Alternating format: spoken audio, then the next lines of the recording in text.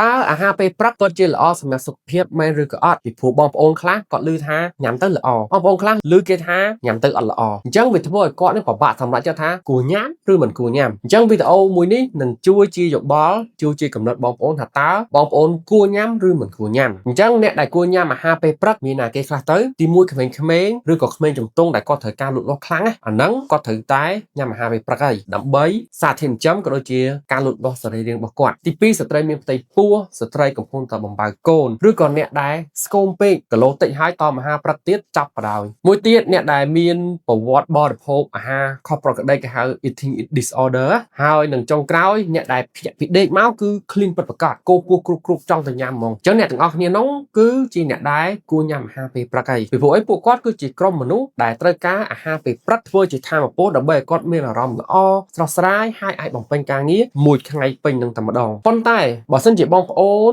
ជាអ្នកដែលមានសុខភាពល្អភ្ញាក់ពីគេងឡើងអត់ clean ទេឬក៏ clean ដែរ clean តិចតើបងប្អូនគួរតែបង្ខំខ្លួនឯងហ្នឹងទៅញ៉ាំអាហារពេលព្រឹកអត់ពីព្រោះអីឮគេនិយាយថាញ៉ាំល្អក៏ញ៉ាំតាមគេហ៎បងប្អូនអញ្ចឹងកន្លែងហ្នឹងបើសិនជាយើងជាអ្នកដែលក្រោកឡើងមិន clean អីទេសុខភាពល្អបងប្អូនមិនញ៉ាំក៏បានដែរមិនអីទេពីព្រោះអីអាហារពេលព្រឹកមិនមែនល្អសម្រាប់មនុស្សគ្រប់គ្នាទេមានមនុស្សមួយក្រុមទៀតដែលពួកគាត់មិនគួរញ៉ាំអាហារពេលព្រឹកបងប្អូនមានតែគេខ្លះទៅអ្នកដែលថតលើគីឡូអញ្ចឹងលើគីឡូនេះមួយអាចបញ្ជាក់ឲ្យយើងដឹងថាគាត់អាចនឹងលើសស្ករគាត់អាចនឹងលើសខ្លាញ់គាត់អាចនឹងលើសសម្ពាធឈាមទៀតតើយើងគួរតែញ៉ាំអាហារពេលព្រឹកអត់សម្រាប់ខ្ញុំបើលើសគីឡូហើយមិនគួរញ៉ាំទេបងប្អូនពីព្រោះអីយើងលើសបាត់ទៅហើយបើយើងញ៉ាំទៀតវាកាន់តែលើសហើយពេលដែលលើសយូរទៅតើគាត់នឹងប្រឈមអីគេខ្លះហើយប្រឈមជាមួយនឹងជំងឺលើសសម្ពាធឈាមប្រឈមមកជាមួយនឹងជំងឺទឹកនោមផ្អែមប្រឈមជាមួយនឹងជំងឺដាច់សរសៃឈាមខួរក្បាលប្រឈមនឹងការស្ទះសរសៃឈាមបេះដូងអីផ្សេងហើយបើសិនជាគាត់ជាអ្នកសម្រក់គីឡូទៀតគឺប្រឈមមុខនឹងការសម្រក់បរាជ័យនឹងឯងបងប្អូនអញ្ចឹងបើសិនជា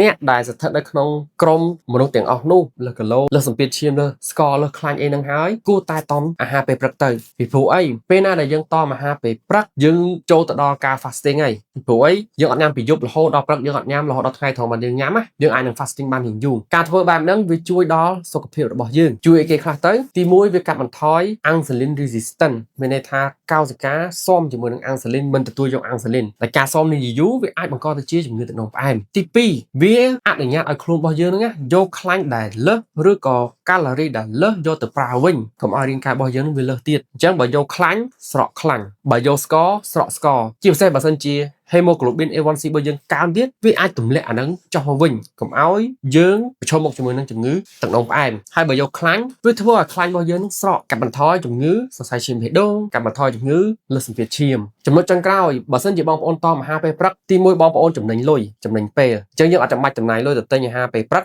ហើយក៏មិនចាំបាច់ចំណាយពេលជិះទៅទិញអាហារពេលព្រឹកដែរអញ្ចឹងព្រលឹមឡើងយើងផឹកតែកាហ្វេមួយកែវចប់អានេះគឺជាការអនុវត្តរបស់ខ្ញុំផ្ទាល់តែម្ដងអ្វីដែលខ្ញុំចែករំលែកនេះណាអញ្ចឹងខ្ញុំអត់ខ្វល់រឿងអាហារពេលព្រឹកទេខ្ញុំផឹកតែកាហ្វេមួយកែវគឺចប់តែម្ដងអញ្ចឹងគីឡូខ្ញុំក៏ស្រកស្ករខ្ញុំក៏ល្អខ្លាញ់ខ្ញុំក៏ល្អអូខេអញ្ចឹងវីដេអូថ្ងៃនេះមានតែប៉ុណ្្នឹងឯងសង្ឃឹមថា